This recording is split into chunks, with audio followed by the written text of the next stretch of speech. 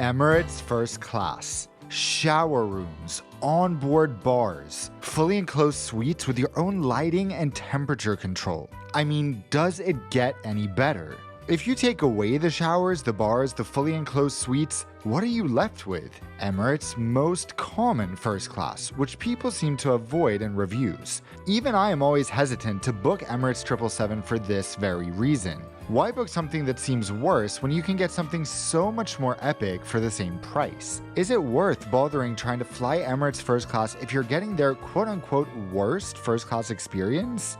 That's what I'll be answering in today's video. Welcome back to the worst of the best, my 3-video series where I'm showcasing the worst first class experiences on what are generally regarded as some of the world's best airlines. The question I'm asking is, if you remove the fancy suites and unlimited amenities, does the airline still deliver? So far you've seen Singapore Airlines 777 first class. You can watch that review in the card now. Next, you'll see Japan Airlines 777 first class, but today it's all about Emirates, so let's dive in.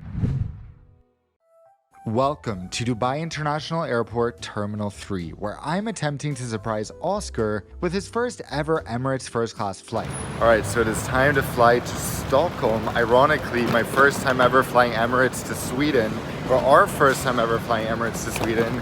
So it's going to be crazy to have just a non-stop back to the motherland.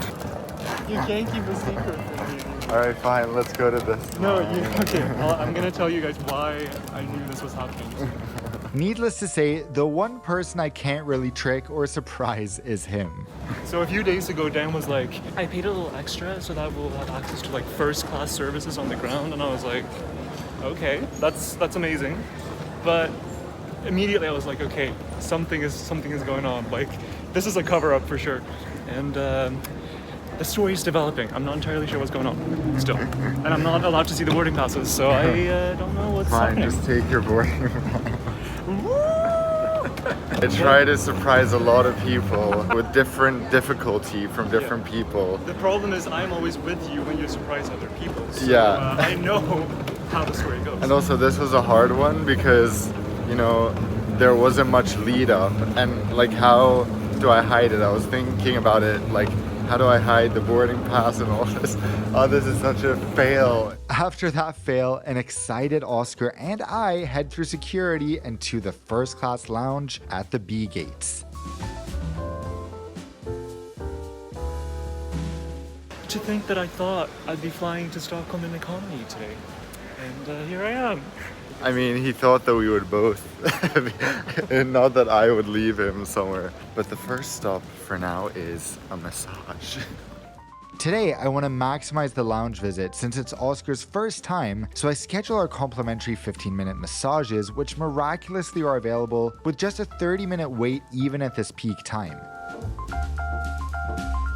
While we wait, we head to the in-lounge Costa Coffee, where you can choose complimentary drinks. So we get 2 lattes with soy milk. Okay, but no. This is what I'm the most excited about. The best amenity. Included Costa Coffee. I mean, it could have been any brand. Starbucks, it doesn't matter. Although this isn't really different than getting any other barista-made coffee, it just feels more fun when it's branded for some reason.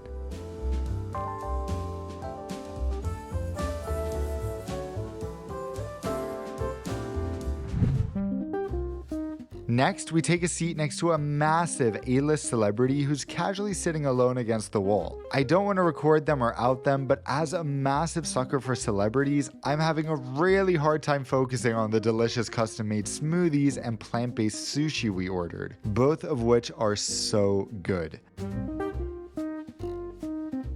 The Emirates First Class Lounge is arguably the least pretentious first class lounge in the world, which I enjoy. Next up, it's time for our massages.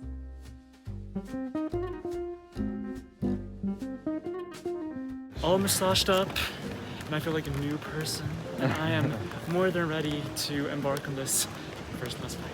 So I didn't know this. Apparently you can get a buggy to your gate on request if your gate is far away, and ours is super far away. Dubai's Terminal 3 has grown on me in the past couple of years since it's very efficient, but it's certainly not as efficient if you're departing from the A or C gates. The A gates require taking a train, which is one thing, and ultimately quite common around the world, but the C gates require a long schlep, especially if you're in the lower gate numbers like we are today. A few months ago, it took me 25 minutes to walk from this lounge to my gate at the end. Given that we're in first class, I figure it won't hurt to ask for a buggy, and to our surprise, they agree.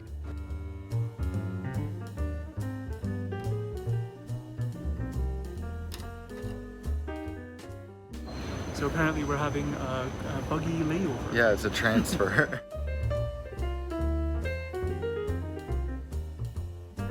Transfer? It's getting windy. It's very smooth though. Okay, this is like actually insane. I was questioning a little bit whether it was, necessary to take the buggy, but this would have taken at least half an hour to walk, I think. Probably more, like it's so far. This is one of those moments when you wish you had a mask. Yeah. It's like you're on display for literally everyone in the airport. Not gonna lie, taking a buggy this far in such a busy terminal is quite awkward, and we even have to transfer buggies, but it ends up taking 10 minutes rather than 25, so overall that must be a win, right? I've never flown Emirates to Stockholm before, so I curiously inspect everyone else at the gate like a true Swede. I wonder, do these people know we're about to take the biggest plane that serves the entire country of Sweden?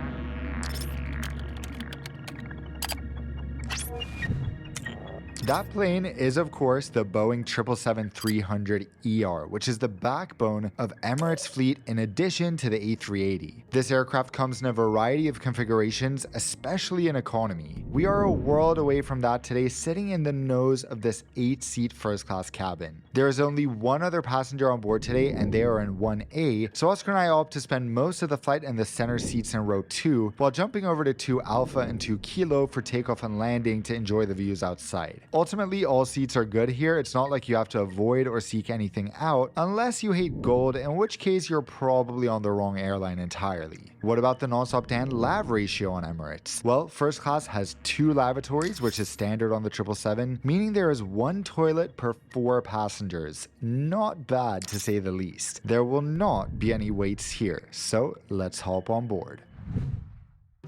The Emirates first class seat on the 777-300ER is funny because somehow it looks quite small before you enter it and go, okay, wow. In my opinion, this is a stunning cabin. I don't like understated in first class, and Emirates doesn't seem to have that word in its dictionary.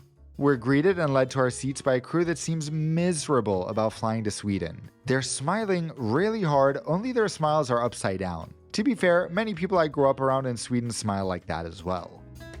Oprah is compensating with this enormous smile on our IFE at least. Anyhow, nothing can take our smiles away. Like for a second, I was just like, no, of course I'm not sitting down in these seats. I was like, just gonna walk past them. But then she was like, oh no, this is your suite right here. And I was like, wait a second, this doesn't feel right. I mean, yeah, this isn't the most iconic first class in Emirates, but like, it still feels like I'm in every YouTube video I've ever seen from it. It's so weird. Just like any good first-class flight, Emirates makes it feel like Christmas during boarding. And of course, multi-caption at the source in France. Facial toner, pillow mist, and sleep oil. Only the bare essentials. We're asked what our pre-departure drink of choice is, which at 8 a.m. feels like it should be a freshly pressed juice, their so-called vitality boost. Yum. Next, Arabic coffee with dates. There is so much to show you after takeoff, but before that, I just have to show the small Emirates snack basket, which I think is such a nice touch. As you can tell, everything apart from the lack of showers, bar, or game changer seat is the same. In other words, the soft product is pretty much identical to all other Emirates first class flights nowadays. Soon enough, their 777 safety video plays, which could sure use an update. And then we're off.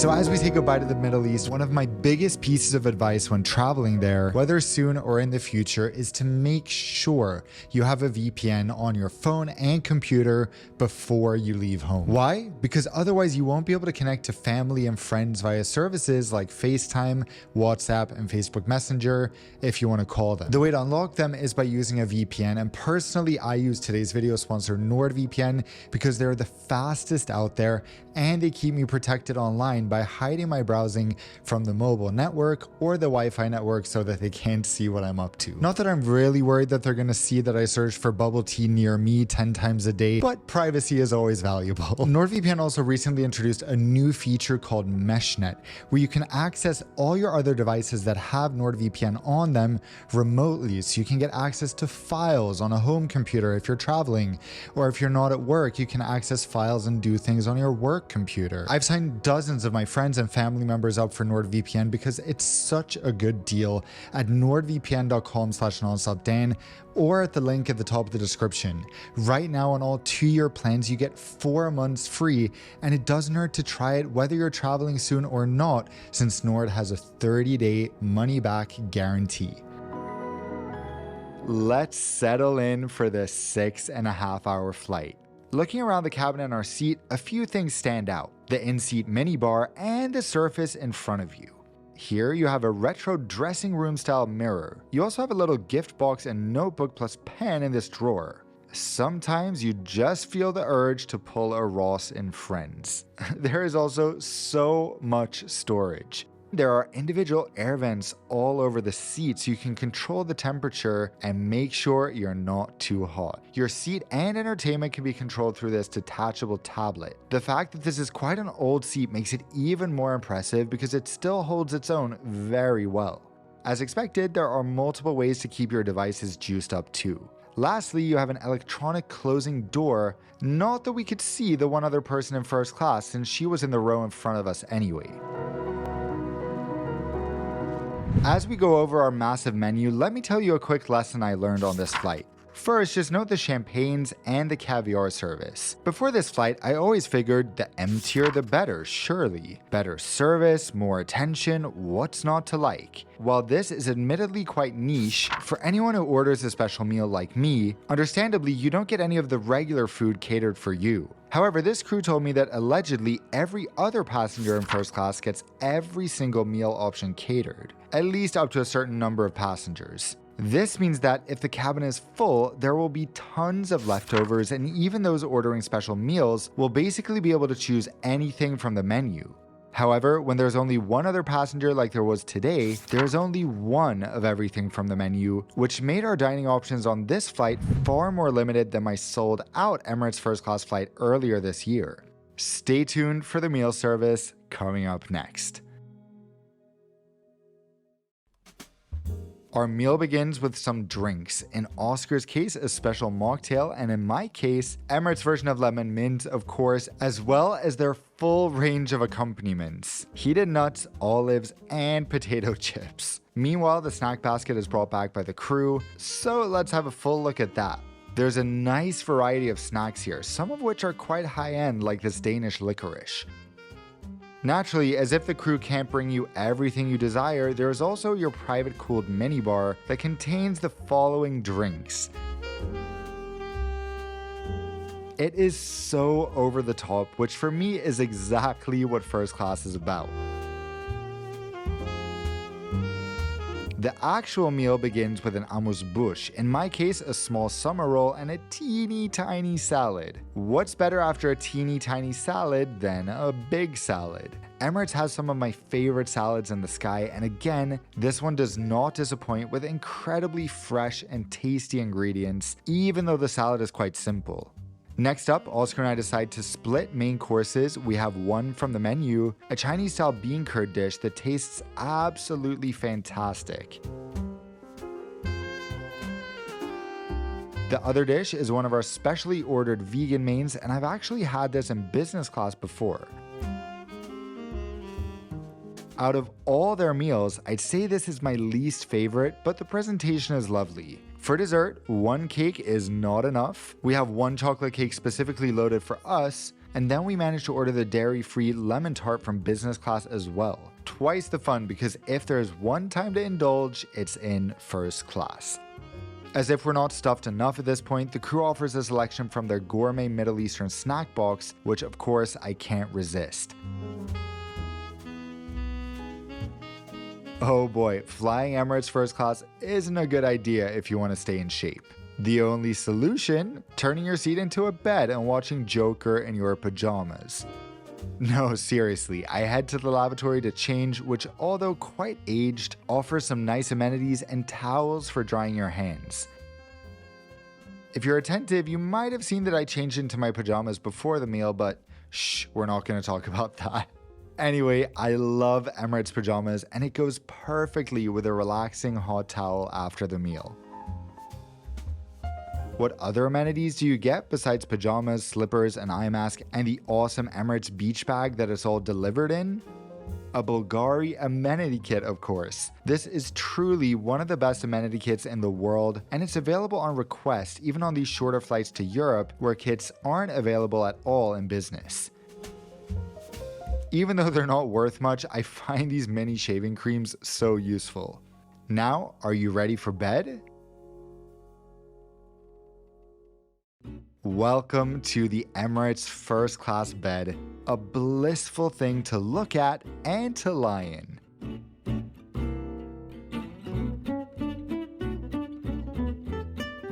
It can be adjusted in detail with your tablet and makes the perfect place to sleep, but it's also a great place to read Emirates included National Geographic, as demonstrated here by OSKAR. I feel like this is reaching the height of sophistication. Lying here in our Emirates first class suite, watching an old classic, Harry and Sally, while peeking through the latest issue of Nat Geo. Can't go up from here. I cannot go up from here. Or to browse Emirates ICE Entertainment System, one of the very best entertainment systems in the world that I don't even bother showing here nowadays because it's just too extensive. There is such a nice airflow in the seat given the well-located individual air vents, which is good because, oh boy, Joker makes you sweat. Just for giggles and because Emirates offers multiple non-dairy milks, I order a coffee.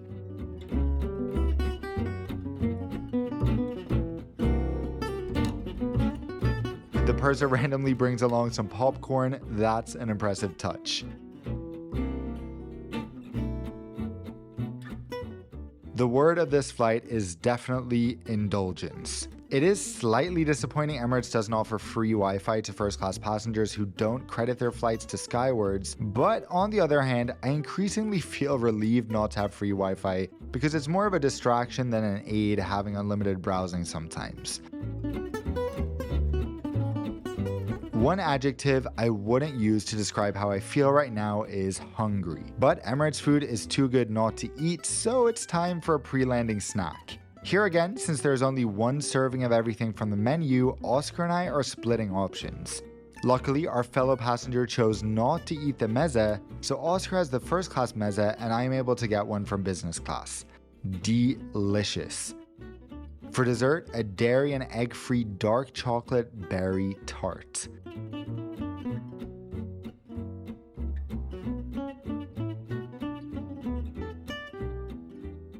So, what can I say except that I loved everything about this experience and haven't missed the privacy of the Game Changer or the onboard showers at all. Before landing, we get some final souvenirs from this flight, a few Polaroids that Emirates offers for free in all cabins. It is so sad the flight is ending, although I can't say I'll miss the crew, and they certainly won't be missing us by the fact that they didn't smile a single time during our 7 hours together and seemed generally miserable. What a contrast to my perfect flight earlier this year flying to Frankfurt. Apart from the inconsistent service that Emirates offers, everything else about their first class is encapsulated by one word: fun. This may be their worst first class product overall, but it's still amazing, and I'd be so happy to fly it anytime. Naturally, I'd choose the A380 over this, but personally, I wouldn't go out of my way to fly the Game Changer seat instead, because this seat already has everything I want and could possibly need.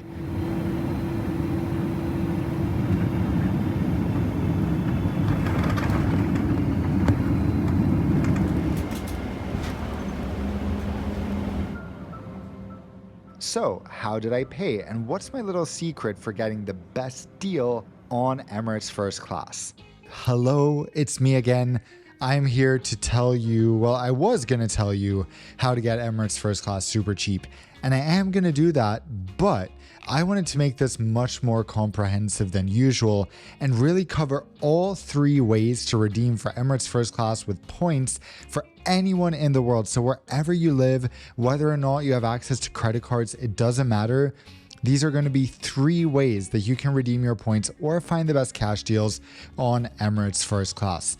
That's why I'm not including it here, because it will be much longer. But what's the other catch? Of course, I'm not quite done with that yet because I want to make it as comprehensive as possible. It's going to be entirely free, don't worry. Just put your email at the second link in the description below or in the pinned comment and I'll send it your way in a matter of weeks. It should be done very soon. On that note, thank you so much for watching, guys. I've really enjoyed this flight. I mean, what an incredible experience, even in Emirates' worst first class. And I'm so happy you joined me today. So thank you so much. I will see you in the next and final first class review of these 3 with Japan Airlines in about 10 days. So until then, as always, fly safe.